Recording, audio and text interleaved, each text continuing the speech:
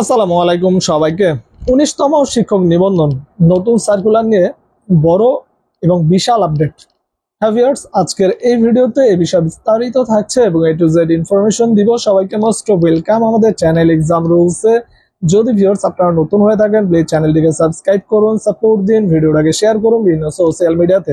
চলুন ভিউয়ার্স শুরু করা যাক আজকের মূল ইম্পর্টেন্স ভিডিও। তার আগে ছোট একটি কথা না বললে নয়, যারা ১৯তম শিক্ষক নিবন্ধন নতুন সার্কুলার পরীক্ষার্থী আছেন আপনাদের জন্য এক্সাম রুলস ইউটিউব চ্যানেলের পক্ষ থেকে একটি স্পেশাল শর্ট সাজেশন তৈরি করা হয়েছে। সাজেশন মূল্য হচ্ছে প্রিলিমিনারি ২০০ টাকা এবং লিখিত হচ্ছে ২৫০ টাকা। যাদের সাজেশন গুলো লাগবে তারা স্ক্রিনে দেওয়া নাম্বারে হোয়াটসঅ্যাপ অ্যাকাউন্ট আছে, এই নাম্বার মেসেজ করুন বা সরাসরি নাম্বারে কল করতে পারেন। ইনশাআল্লাহ আমাদের সাজেশন থেকে 90% কমানোর সম্ভাবনা রয়েছে। চলে আসি ভিউয়ার্স মূল ভিডিওতে।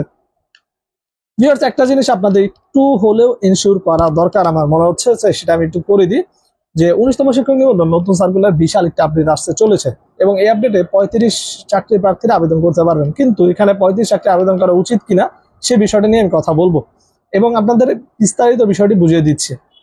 দেখুন ভিউয়ার্স, এখানে আপনাদের সার্কুলারটাই দিবে ৩৫ আবেদন করা যাবে এবং অনেকে ৩৪ বছর ৮ মাস থাকবে, ৩৩ বছর ৯ মাস থাকবে, ৩৪ বছর 2 মাস থাকবে এরকম কিন্তু থাকবে না, যেহেতু ৩৫। অনেকেই যারা ৩৪-এর কোঠায় চলে আসছেন তারা কখনোই নিবন্ধনে আবেদন করবেন না, একবারে বলে দিই। কারণ হচ্ছে ভিউয়ার্স, এই নিবন্ধন প্রসেসটা হতে হতে 1 বছর চলে যাবে।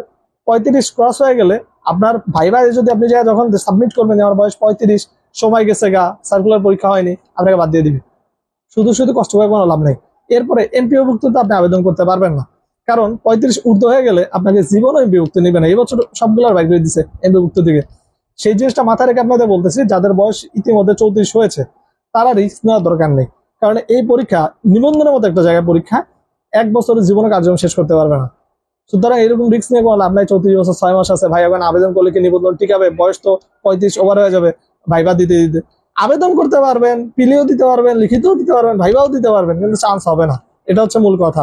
তারা আপনাকে সনদ দিবে না, কারণ আপনার বয়সে ৩৫ ওভার হয়ে যাবে। বলে ৩৫ ঊর্ধ্বতে সনদ দেওয়া হবে না, এটা বলে দিবে, তখন তো লাভ হবে না। সেই কারণে বলতেছি বুদ্ধিমানের কাজ এখান থেকে ৩৪ যাদের হয়ে গেছে তারা আবেদন না করাই। আর যারা যাচ্ছেন যে টাকা তো বেশি লাগবে না, এমনি আবেদন করি, তাহলে পার্টিসিপেট করার জন্য আপনি আবেদন করতে পারেন। এটা আপনার পার্সোনাল অপিনিয়ন, বা আপনাদের একটু ক্লিয়ার করে দিলাম। যাদের ৩৩ আছে তারা চাইলে আবেদন করতে পারেন, ৩৩ সম্ভাবনা থাকবে, কারণ ৩৫ আগে হয়তো বেরোতে পারে, কিন্তু এমপিওভুক্ত হইতে পারবেন না। মানে ওই যে আপনাদের এমপিও টিচারের যে পরীক্ষাটা হয় সেখানে আপনি আর ঢুকতে পারবেন না, কারণ আপনি হয়তো এখান থেকে সনদ পাবেন কিন্তু কখনো এমপিও টিচার হইতে পারবেন না। এটা হচ্ছে মূল বিষয়, কারণ আপনার তখন বয়স আর ৩৫ থাকবেন আপনার।